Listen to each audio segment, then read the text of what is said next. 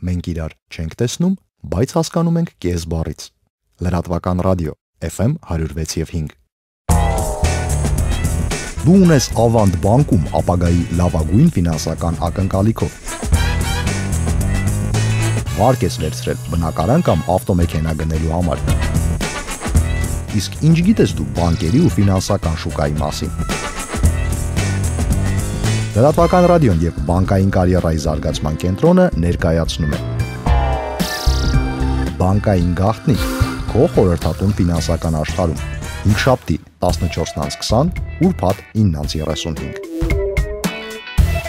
Բարև բոլորին, լրատվական ռադիոյի եթերում աշխատանքն է սկսում բանկային գաղտնիքը։ Տաղավարում ենք ինչպես միշտ այս հաղորդման շրջանակում հաղորդման հեղինակ բանկային կարիերայի զարգացման կենտրոնի հիմնադիր Արման Մալխասյանը եւ ես Սաթեն Միքայելյանը։ Ողջույն, պարոն Մալխասյան։ Ողջույն։ Շարունակում ենք մեր տնտեսությունը վերլուծել, հասկանալ ինչ է կատարվում մեր տնտեսությունում։ Մի քանի հաղորդում առաջ պարոն Մալխասյանը շատ դրական կանխատեսմամբ ասաց, որ գարուն կգա ու լավ կլինի, մենք ամեն դեպքում կտեսնենք մեր տնտեսության աշխուժացմանը։ Հիմա կարծես թե այդպես էլ լինում է, քիչ-քիչ ինչ-որ ռուբլին սկսեց կայունանալ, բանկերն են սկսել քիչ թե շատ ակտիվանալ։ Գարունը կիսվեց արդեն, պարոն Մալխասյան։ Ինչ ենք տեսնում, ինչ է կատարվում մեր տնտեսությունում։ Նախ ես ուզում եմ հասկանալի լինի մեր ռադիո լսողների համար, ինչ ենք մենք այսպես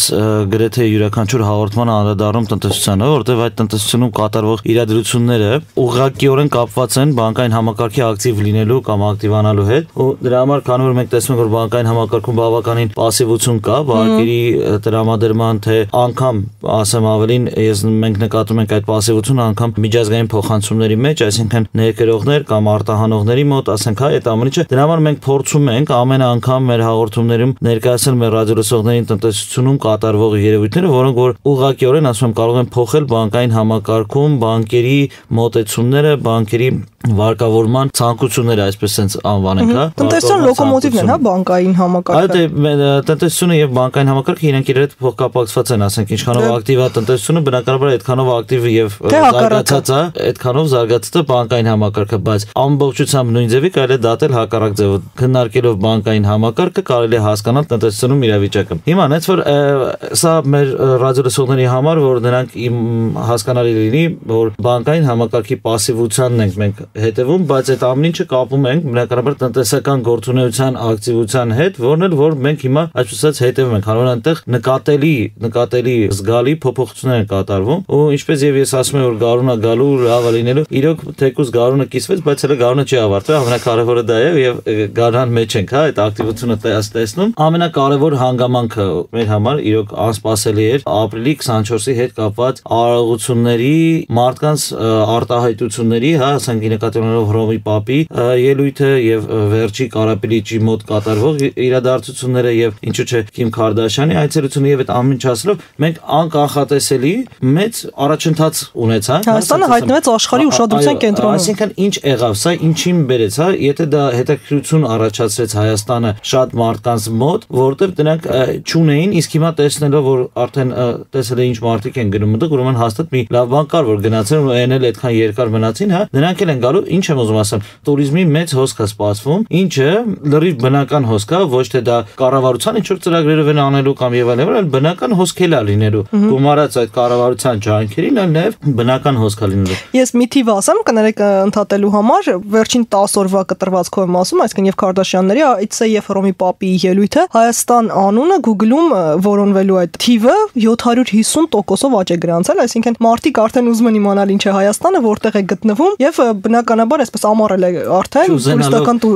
սեզոն է։ Վատաբանում այսինքն 750% աճ է գրանցել, այսինքն եղել է 1-2 անգամ, հա, հիմա 750%։ Չէ, իհարկե մենք հասկանում ենք դա ահռելի թվի մասին է։ Ես խոսում ասենք 100,000-ների մասին։ Թիվը դա ոչ մեկ բան չի անի, չի շղթում, բայց իրականում այո, հենց դրա մասին եմ ես էլ խոսում, որ ասում բնական հոսք է լինելու տուրիզմի։ Հիմա տեսեք ինչ անում։ Այդ ամեն ինչը մենք ուղղակի, եթե խելացիորեն մենք չօգտագործենք, մենք ունենալու ենք էլի նորից 2014 թվական դեկտեմբեր ամիս։ Այսինքն հիմա շատ ասեկոցների մակարդակով կան զրույցներ, շշուկներ, որ գիտես ինչ կա, հեսա այս դոլարի փոխարժեքը իրանք իջացնում են նրա համար, որ դիմաց ապրիլի 24-ն է, իսկ հետո անպայմանորեն ինքը բարձրանալու է, ունեց այնքան բարձրանալ, որ դրա հետևից չենք կարողանա անգնել։ Նո իհարկե սա ասեկոսների մակարդակի վրա է, բայց այդ նույն երևի թե նույն տրամաբանությամբ կարելի ասել ծաղիկների գնենել չեն իշում, որովհետև դիմացը ապրիլ 24-ը բոլորը ծաղիկ են առել։ Հա նույն մակարդակն է, ես έτσι ասեմ ոնց որ ասած, բայց այնուամենայնիվ մենք ես ասել եմ ու ել եմ ասում, դրամի արժե զրկումը անհնարին է, այս պահի դրությամբ մենք տեսնում ենք, որ տնտեսությունը ակտիվանում է եւ ոչ թե դոլարի ուղղությամբ, ասես հետաքրքիր մի բան էլ կա էլի։ Եթե մենք օրինակ մեր ձեռներեցների հետ խոսում ենք, օրինակի համար նրանք բողոքում են, ասում են գիտես ինչ կա, մենք Ռուսաստան քանի որ ռուբլու կուրսը իջել է, իսկ դոլարի կուրսը բարձրացել է մեր մոտ, մենք չենք կարող իրանց հետ առևտուր անենք, ռուբլին որտեվ իջել է, նրանք էլ ասում են մենակ ռուբլով։ Հիմա այսինքն ընդհանուր առմամբ դոլարի պահանջարկը դրանով չի բարձրացել։ Ոնց որ ես ասում եի դա խոճապի հետևանք էր, որը որ արհեստականորեն բարձրացել է, որը էլ արդեն չէր կարելի թողել բանալ։ Հետո եստեղ մի հետաքրքիր հանգամանք եմ ուզում նշել, որ շատ մարդիկ ինչ են մտածում, ասում են դոլարի կուրսը որ իջնում է, այն մարդիկ ովքեր որ Ռուսաստանից կամ այլ տեղերից որ դոլար են ստանում, հա, ասենք օրինակի համար իրանց ապրուստի միջոցները քչանում են։ Եկեք այդ մարդկանց հարցնենք, իրենք դժգոհ են։ Ինչի համար պետք է իրանք դժգոհ լինեն, ես չեմ կարող հասկանալ։ Եթե խոսք ունենք ինքը ուրախանում է նրա համար, որ փոխարժեքը բարձրացավ, ինքը ավելի շատ դրամ է վերածում, բայց այդ փոխարժեքը բարձրանալու հետ մեկտեղ գները ոչ համաչափ 3 անգամ են բարձրանում։ Դրա համար ասենք ես կարծում եմ, որ այսօր հաշվի առնելով Հայաստանում ներկա վիճակը, ասել եմ ու ել եմ ասում, պետք է ապա դոլարիզացնենք մեր տնտեսությունը հնարավորին չափով եւ ընդհանրապես կախումը լինի այնքանով, որքանով ըստ անհրաժեշտության։ Ու այդ դեպքում մենք ունենանք բավականին զարգացման ճանապարհ բռնած տնտեսություն, որն էլ ասենք տնտեսական աճերի մասին է կարող ենք խոսել։ Առաջարկում դե դոլարիզացիայի մասին խոսենք հաղորդման երկրորդ հատվածին։ Ես ուզում վերադառնալ ձեր նախորդ ասած մտքին, որ հիմա ապրիլի 24-ի հետ կապված, քանի որ մեծ մուտքեր ենք սպասում մեծ քանակությամբ, դրա համար դոլարի գինը նվազում է։ Բայց ասեմ, որ տրամաբանություն կա, այսինքն նոր տարվան ընթരാճ, երբ Ռուսաստանից է մեծ հոսք ունենում, այսինքն այդ տրանսֆերները, հա, շատանում են, ռուբլու գինն է իջնում, այսինքն ամեն դեպքում տրամաբանություն կարող է լինել։ Այլ հարցը դրանից հետո կբարձրանա թե չէ։ Դոլարը դուրս են տանում, դեկտեմբերին բարձրացավ դառա 630։ Չէ, այդ դեկտեմբերը չեմ ասում, այլ հարց է թե արդյոք դրանից հետո, որ ասում են այսպես թռիչքային արագությամբ կբարձրանա դոլարի գինը, արդյոք դա այդպես կլինի թե չէ, այլ դա արդեն այլ հարց է։ Բայց այն որ կնվազի ապրիլի 24-ին ընթരാճ։ Իմ ամենամեծ ցանկությունն է, երբ որ մեր ռադիո լսողները, մեր քաղաքացիները նմանատիպ ասեկոսներ լսելու պարագայում ոչ թե փորձեն ասեն ես մասնագետ չեմ հասկանում, այլ փորձեն մի փոքր իրանք տրամաբանեն։ Հիմա եկեք ոչ պրոֆեսիոնալ 10-րդ դասարանցու մակարդակի վրա տրամաբանություն դնեմ, հա, ես մի հատ։ Եթե մենք խոսում ենք դրա մասին, որ դոլարը բավականին մեծ ծավալներով մուտք է լինելու Հայաստան։ Չասեցի շատ մեծ ծավալներով։ Ինչ պետք է լինի, որ այդ դոլարի պահանջարկը այնպես խեղդի, որ խոսք ունենք այդքան ներմուտ այդ եկած դոլարները չբավականացնեն, ու ինքը արդեն նորից Չէ, ես այդ ծավալի մասին չէի խոսում, պարոն Մաղսասյան, Քավլիցի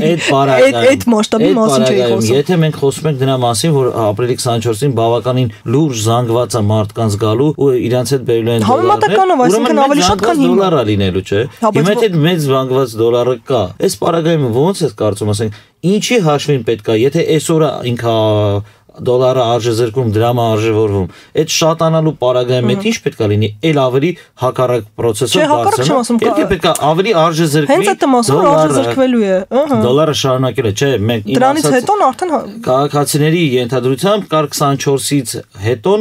դոլարի կուրսի բարձրացում, այսինքն դրամի արժեզրկումը, բայց մենք ասում ենք, ես պնդում եմ, որ դա տեղի չի ունենալու, որովհետև կա բարձր համեմատություն, լավ այդ դոլարները, որ այդքան եկան, ինչ են անելու, հոչը պրծավ մի օրում։ Ապրիլի 24-ին մինչև ապրիլի 24-ը բերեցին Հայաստան, ապրիլի 24-ին հետո ինչ արեցին։ Բանով, հա, ինքնաթիռով դրեցին հետ, ուղարկեցին։ Դե լավ, շատ տես բան է, պրիմիտիվացնում եք, ով ժամերի մասին չենք խոսում։ Զուտ տրամաբանության մասին։ Զուտ տրամաբանության մասին խոսում ենք ամիսներից սկսած։ Հունվար ամսից սկսած ասել եմ, դոլարը պետք է արժեզրկվի։ Ամիսներով ենք վերցում։ Գիտեք, երևի ինչն է խնդիրը, որ մենք շատ մասնավորեցնում ենք Հայաստանի վրա, բայց դոլարն առհասարակ միջազգային շուկայում հիմա ինչ որ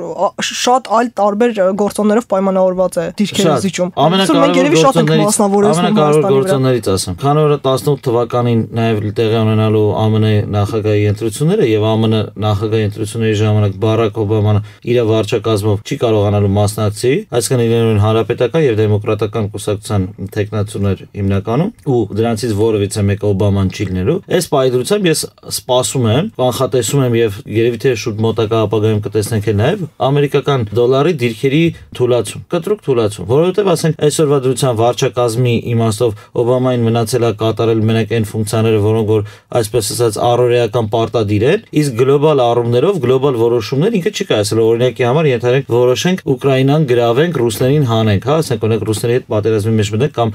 ՆԱՏՕ-ի զորքերը ուղարկենք ինչ որ մեկ այլ տեղ, հա, այսինքն սա այս երևույթները նման գլոբալ որոշումներ ինքը չի կայացնելու։ Արդեն դա թողելու է հաջորդ նախագահի համար։ Իսկ այդ արդեն հաշվի առնելով նաև այն հանգամանքը, որ 18 տրիլիոն ներքին պարտքին ենք թույլատրելի սահմանին մոտենում դոլարը ուրիշ ճար չի ունենալու բացի արժեզրկումից։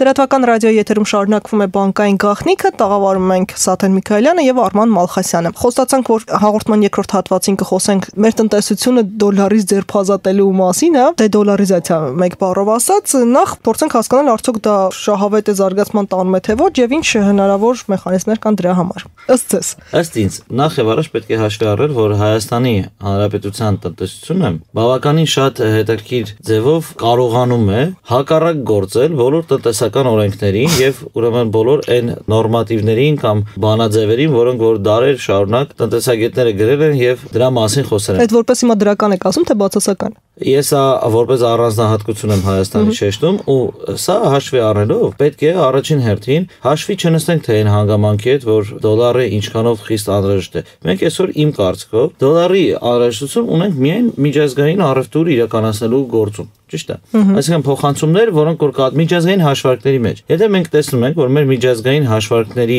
գործընթացում կա խնդիր, որը բերում է բավականին լուրջ վնասների, ես գտնում եմ, որ Հայաստանի տնտեսությունը բացի մանևրելուց, որովից է այլ ձևով ինքը չի կարող արձագանքել։ Որտեղ դու չունես այսօր ռեսուրսներ, որի միջոց, որը որ դու արտահանում ես արտասահմանյան երկրներ ու կարող ես դրանով ազդեցության գործիք ունենաս տվյալ երկրի կառավարության վրա ու քո արժույթը բարձր պահելու առումով։ Հայ դրանք դու չունես ազդեցություններ քո արժույթով տարածաշրջանում եւ այլն լիքը խնդիրներ, որոնք որ մենք այսօր չեն կարող այդ հարցերը լուծել մեր դրամով։ Հիմա դրա համար, եթե մենք տեսնում ենք, որ ինչ-որ մի բանում կա խնդրեմ, մաքսիմալ պետք է հեռու մնալ այդ խնդրից, մտնել այն մեկ այլ մանևրել, մտնել մեկ այլ արժույթի ներքո, որի տակ դու արդեն խնդիր չես ունենալու։ Այսինքն, ես միշտ ասում, Ռուսաստանը հիանալի բան արեց։ Ինքը ինչ արեց, սկզբից